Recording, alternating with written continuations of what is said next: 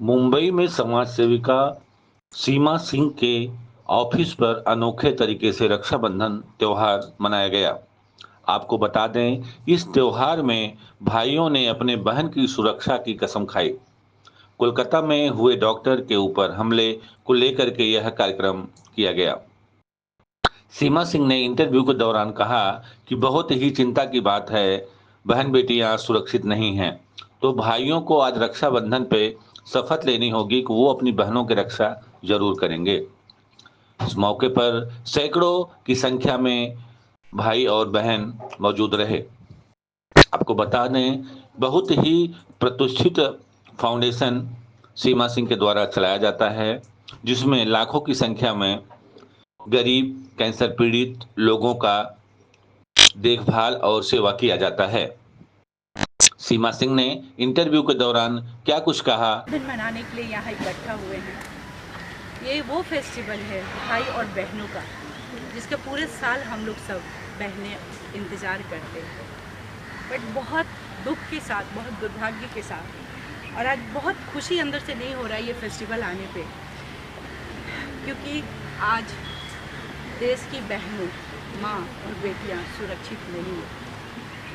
आज हम लोग यहाँ इकट्ठा हुए हैं फेस्टिवल सेलिब्रेट करने, बट अंदर कहीं एक डर की भावना है, एक दुख की भावना है, एक दर्द की भावना है। इस साल हम राखी अपने देश के जितने भी भाई हैं, पिता हैं, सबसे आग्रह करते हैं कि ये राखी आप गिफ्ट में, उपहार में कुछ भी उपहार ना दें, अपनी बहनों को एक प्रॉमिस करें सुरक्षा देने की, सुरक्षित रखने की। और आज वो समय आया है, हमारी सारी बेटियां हैं, मैं अपने मेघाश्री फाउंडेशन, हमारी जितनी बच्चियां हैं, मैं उन सब के लिए ये बोलना चाहती हूँ कि समय है कि बच्चियों को सिर्फ परी की कथाएं नहीं सुनाएं, प्रेत कथाएं भी सुनाई जाए।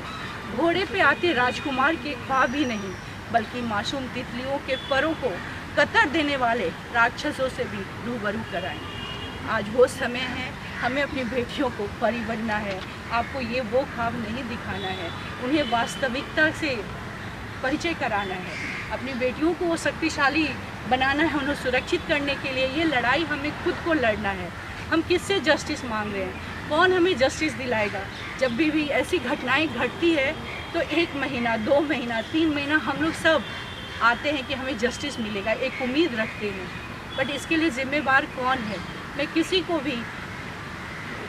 के ऊपर ब्लेम नहीं करना चाहती हूँ, किसी के ऊपर ये नहीं बोलना चाहती हूँ, बट मैं अपनी बेटियों को, अपनी बहनों को और खुद को इतना स्ट्रॉन्ग बनाना चाहती हूँ कि ये घटना ना घटे। और हम सब मिलकर हमें ये लड़ाई लड़नी होगी, क्योंकि जस्टिस तो मिलने से रहा, और जस्टिस मांगे भी तो किससे मांगे? ये कलयुग है। कलयुग की हर नारी को खुद ही आगे आना होगा। अब हर नारी को शस्त्र उठाना होगा। कलयुग के रावण को खुद ही सबक सिखाना होगा। कोई कृष्ण नहीं आएगा तुम्हारी आबरू बचाने, तुमको खुद ही दुर्गा काली बनना होगा। और इसी संकल्प के साथ हम देश की सारी बहनों, बेटियों और माँओं को मैं बोलती हूँ कि हम सबको खुद स्ट्रांग बनना है और इस लड़ाई में आना है। और हम सब जब 140 करोड़ जनता सब अपनी अपनी जिम्मेवारी उठाएंगे, तो वो दिन दूर नहीं है कि जब हमें ये दुखद, ये दर्दनाक घटना और ये सुनना पड़े कि आज फिर से एक बेटी की इज्जत चली गई। तो हम सब मिलकर आपसे प्रार्थना करते हैं कि आओ हम सब मिलकर अपनी लड़ाई खुद लड़ेंगे, खुद अपने को स्ट्रांग बनाएंगे, तो दैट कोई भी हमारा फ़ायदा ना उठाए। चलो इसी बात के साथ हैप्पी रक्षाबंधन, क्योंकि उम्मीद नहीं छोड़नी चाहिए, उम्मीद हमें नहीं छोड़ना है। आशा की इस किरण के साथ रक्षाबंधन का त्यौहार मनाते हैं। बट हर भाई से यही मैं प्रार्थना करती हूँ कि आपसे हमें उपहार नहीं चाहिए, हमें आपसे सुरक्षा का वचन चाहिए, जो आप तो दे ही सकते हो। Happy Rakshabandhan. Why do we celebrate Rakhi?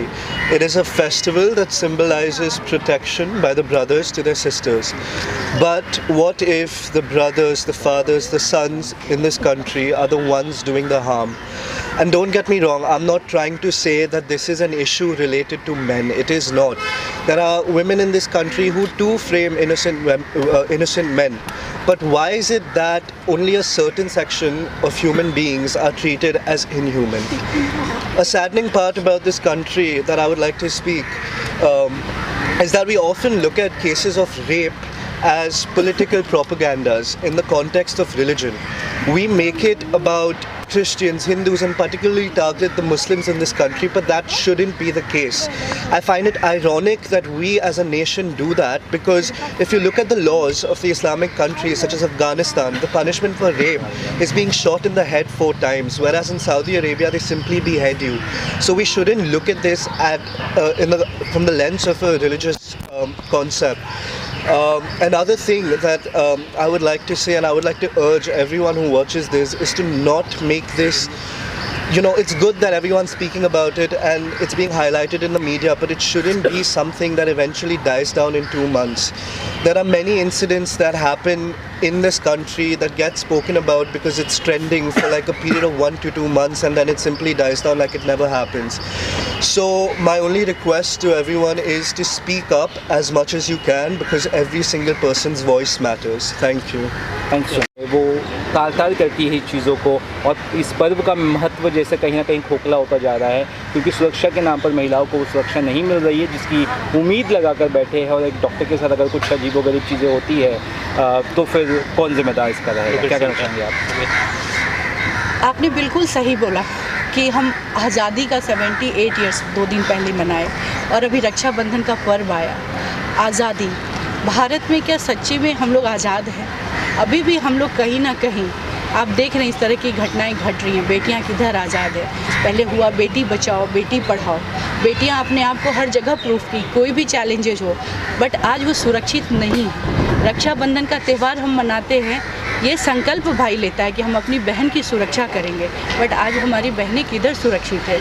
माँ बाप पढ़ने के लिए बच्चों को भेजते हैं, काम पे भेजते हैं, जब तक वो घर नहीं आते हैं उनका धड़कन बढ़ा रहता है। मैं भी खुद एक बेटी की माँ हूँ और मेरी बेटी भी डॉक्टर है। मैंने देखा है उसको 9 साल कैसे वो लोग हॉस्पिटल में नाइट ड्यूटी करते हैं, चाहे वो खुद बीमार हों। कोविड के समय में आपने देखा है कि वो लोग 36 आवर्स 48 आवर्स खुद को बिना कुछ सोचे खड़े रहे हैं, और अगर उन सब का इतना सादा सेक्रीफाइस होने के बाद भी वो सुरक्षित नहीं है। मैंने भी, जैसे बाकी भारत में माएँ हैं वैसी मैं भी हूँ, कि कई रातें हम लोग बिना काटे, जब बेटी ड्यूटी पे रात में हॉस्पिटल में ड्यूटी पे जाती हैं, जब तो वो घर वापस नहीं आते, सोते नहीं हैं, मैसेज करते रहते हैं यू आर ओके ना, बिकॉज़ कहीं ना कहीं हम लोग अभी भी पूरी तरीके से आज़ाद नहीं हैं। और मुझे लगता है फेस्टिवल में वो उमंग उत्साह कहाँ से आएगा जब आपकी बेटी और बहन सुरक्षित ना हो। तो जैसा मैंने आप लोगों को अभी बोला कि ये रक्षाबंधन मैं सब भाइयों से प्रार्थना करती हूँ कि आपसे उपहार नहीं, आपसे सुरक्षा चाहिए। अपनी बहनों को इज्जत दें, उनको सुरक्षित करें। तो बस इसी कामना से, इसी भावना से हम लोग ये रक्षाबंधन मना रहे हैं। एक आखिरी सवाल ये ज़रूर पूछूंगा आपसे कि कड़े कानून, लगता है अब वक्त आ चुका है, बहुत ज़्यादा कड़े कानून होने चाहिए ताकि इन चीज़ों को देश से उखाड़ फेंकना चाहिए, जैसे पोलियो और बाकी बीमारी को। क्या लगता है आपको, क्या वक्त आ चुका है? आपने बिल्कुल सही बोला है। अब नहीं तो फिर कब? अब हम लोग नहीं आवाज़ उठाएंगे, अब हम लोग को एकजुट होकर इस पर नहीं काम करेंगे तो कब? हर दिन हमारी बेटियां जो है अपने इज्जत गंवा रही हैं, अपने प्राण गंवा रही हैं, और ये हम सब के लिए बहुत शर्म की बात है। और जैसे बाकी देशों में आपने देखा है कि रेप का कितनी कड़ी सज़ा होती है, उनको सीधा उनको फांसी पे चढ़ाया जाता है, तो फिर हिंदुस्तान में क्यों नहीं, फिर भारत में क्यों नहीं? कब तक बेटियां बलि चढ़ेंगी? कब तक बेटियों के साथ ऐसा खिलवाड़ होएगा? ये हमारे इज्जत पे, हमारी सुरक्षा का है। तो देश में मैं अपने लॉ से, अपने जज से, जो भी गवर्नमेंट है उनसे हम लोग बहुत स्ट्रांगली इसकी आग्रह करते हैं कि हमारे देश में भी कड़ी से कड़ी कानून बने ताकि ये कोई सोच भी ना कर सके इस हैवानियत का। तो देश में वो वक्त आ गया है जब हमारे देश के लॉ को चेंज करने का टाइम आ गया है, और हम सब की यही मांग होगी। और क्या लगता है इसको लेकर जो पॉलिटिक्स चल रही है वो कितनी गलत है? क्या लगता है सही दिशा में कदम उठना चाहिए और जल्द से जल्द फैसला होना चाहिए? पॉलिटिकल लोगों का काम है पॉलिटिक्स करना हर मुद्दे पे, पर ये वक्त पॉलिटिक्स का नहीं है।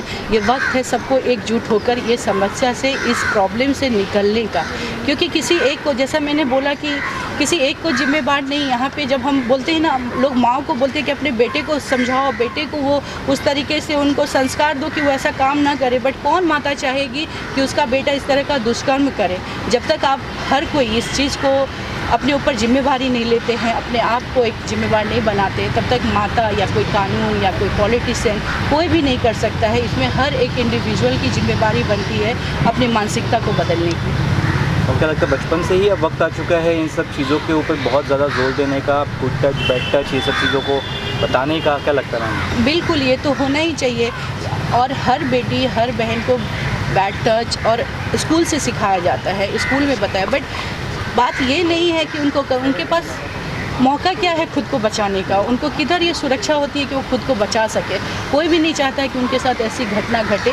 तो इस तरह की जो है स्कूल में सबसे बड़ी ज़रूरत है तो कड़ी कानून आए और जिस जगह पे भी लड़कियां काम कर रही हैं उस संस्था को चाहिए कि ये सुरक्षा प्रदान करे। अगर हॉस्पिटल में है तो ये हॉस्पिटल की जिम्मेदारी बनती है कि उनकी अगर नाइट ड्यूटी पे अगर कोई डॉक्टर है तो उनके साथ कोई ना कोई एम्प्लॉय लेडीज़ वहाँ होनी चाहिए, कैमरा CCTV कैमरा होना चाहिए, उस वक्त ड्यूटी पे कौन है, ये सारी बहुत सारी डिटेल्स है जिस पे काफ़ी चर्चाएं हो सकती है और जिस पे बहुत सारे काम करने की ज़रूरत है।